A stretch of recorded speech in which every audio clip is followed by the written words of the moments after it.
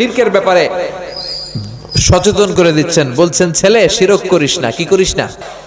বিশ্বনবী বলেছেন আখফা মিন দাবিবিন নামাল, পিঁপড়া যেমনি গুটি গুটি পায়ে মিষ্টির দোকানের ভেতরে দিয়ে ঢুকে যায়, শিরক তেমনি গুটি গুটি পায়ে তোমার দেহে ঢুকে ভাইরাসের মতো করে তোমার ঈমানকে শেষ করে দিবে। ঠিক কি না? শিরক মানে আল্লাহর সাথে কাউকে সমকক্ষ বানানো, আল্লাহর মতো ক্ষমতাবান কাউকে মনে করা, আল্লাহর জায়গায় কাউরে বসানো। ঠিক কি না? এজন্য আমরা যখন নামাজের জন্য দাঁড়াই, আল্লাহ বলে নামাজ পড়বি, আগে বল শিরক করস কিনা। আমরা বলি ওয়াজ্জাহাতু ওয়াজহিয়া লিল্লাযী ফাতারাস সামাওয়াতি ওয়াল আরদা হানিফাও ওয়া মা আনা মিনাল মুশরিকিন। না, আল্লাহ আমরা মুশরিক না, আমরা শিরক করি না। আমাদের শুরুতে এই ঘোষণা আমরা দেই কি দেই না? আবার যখন জিলহজ মাসে হজ করতে যান, আল্লাহ বলে হজ পরে কর, আগে বল শিরক করস কিনা। আমরা বলি লাব্বাইক আল্লাহুম্মা লাব্বাইক, লাব্বাইক লা শারীকা লাক লাব্বাইক, আল্লাহ কোনো শরীক করি না, আমরা মুশরিক না। চিল্লায় কোন ঠিক কি না? এজন্য ছেলেকে সাবধান করে দিলেন, লা তুশরিক বিল্লাহি ইন্নাশ শিরকা লাযুলমুন আযীম। ও আমার ছেলে খবরদার, তুমি শিরক করো না, শিরক হলো অনেক বড় পাপ। এজন্য শিরক করা যাবে? শিরক দুই ধরনের, শিরকে আকবার, শিরকে আসগার। শিরকে আকবার যদি করেন আপনার সব শেষ। এজন্য আল্লাহ বললেন ইন্নাল্লাহা লা ইয়াগফিরু আন ইউশরাকা বিহি ওয়া ইয়াগফিরু মা দুনা যালিকা লিমান ইয়াশা। আল্লাহ চাইলে তোমার সব গুনাহ ক্ষমা করে দিবেন, কেবলমাত্র শুধুমাত্র শিরকের গুনাহ ছাড়া। কার কথা? কথাটা কার? নাকি আজারি সাহেবের? কার কথা?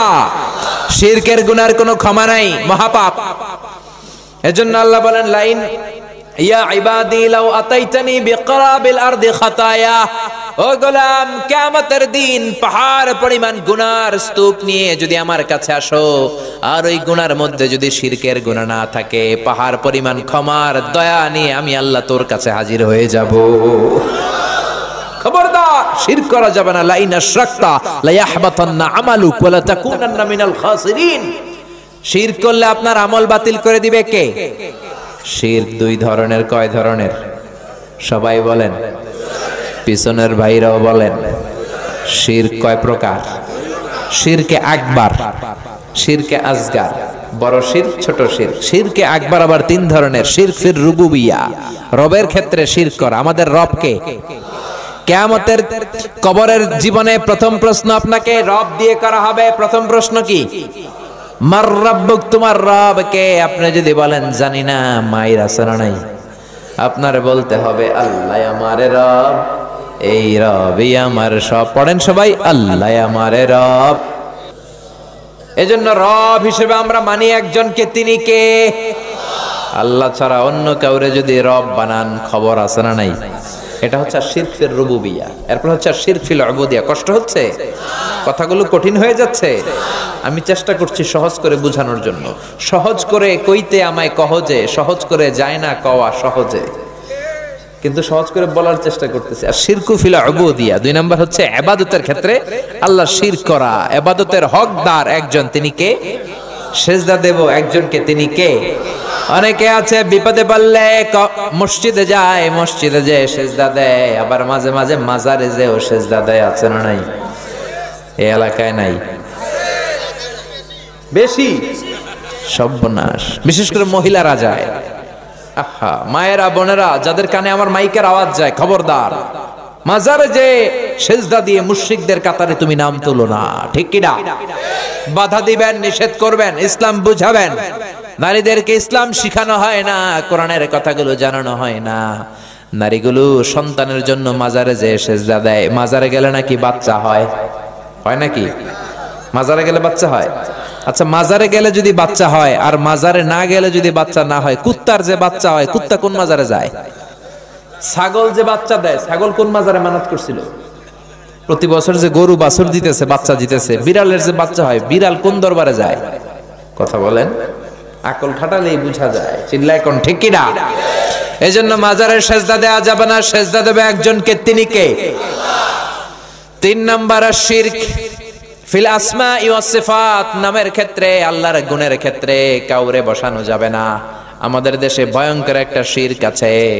আমরা আল্লাহর প্রিয় ওলি আব্দুল কাদের জিলানী রে ডাকি গাউসুল আজম বলি না, কিন্তু গাউসুল আজম কার নাম?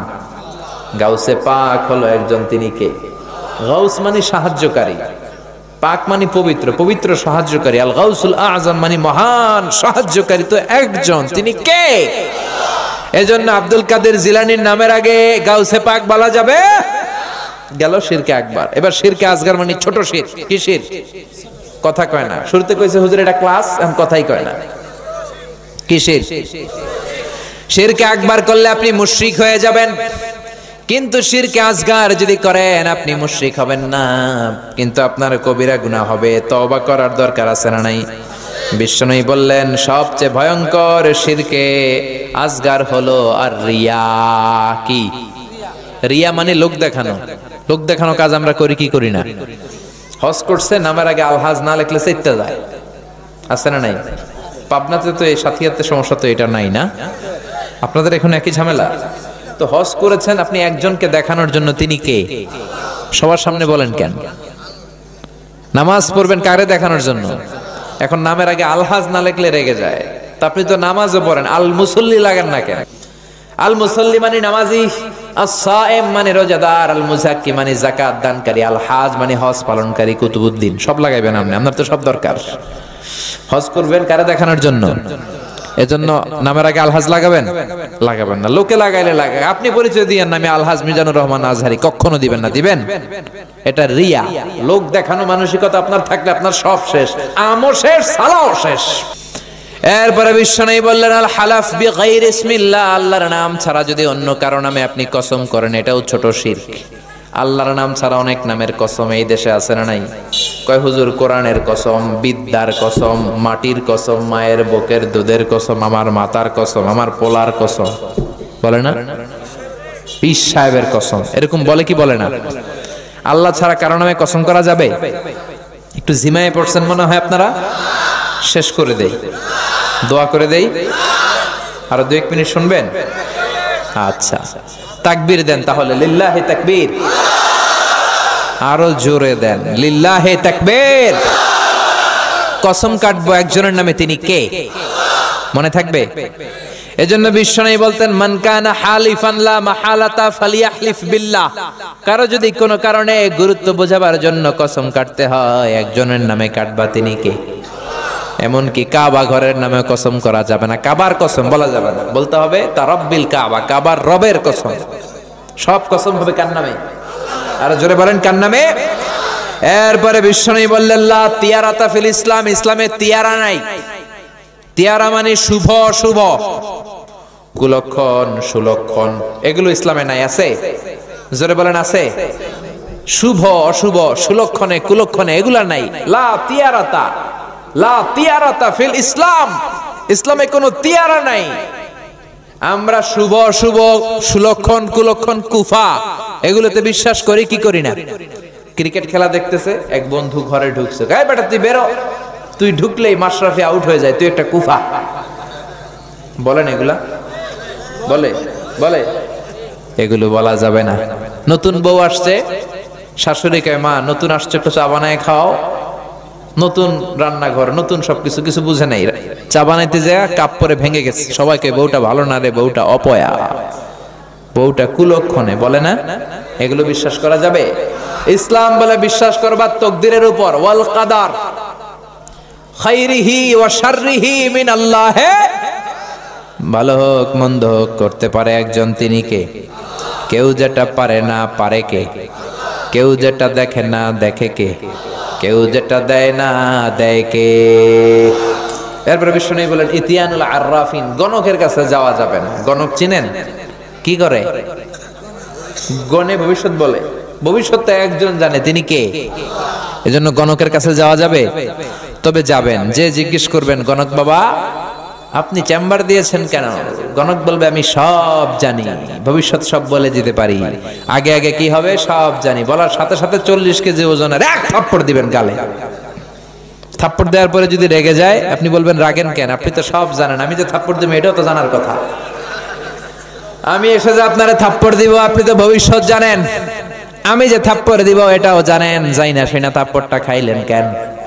ম্যাগনিফাইং গ্লাস আছে এরকম, এক চোখ বন্ধ করে এমনি এমনি দেখে, হাত দিলে গ্লাস দিয়ে ভেবে দেখে, উল্টা পাল্টা বলে যে হ্যাঁ তোমার তো অনেক ভাগ্য, তুমি পাবনার সাথিয়ার মানুষ, তুমি সৌদি আরবে যাবা, অনেক টাকা হবে তোমার, বিয়ে হবে কিছুদিন পরে, উল্টা পাল্টা বলে। এগুলোর সাথে ইসলামের কোনো সম্পর্ক?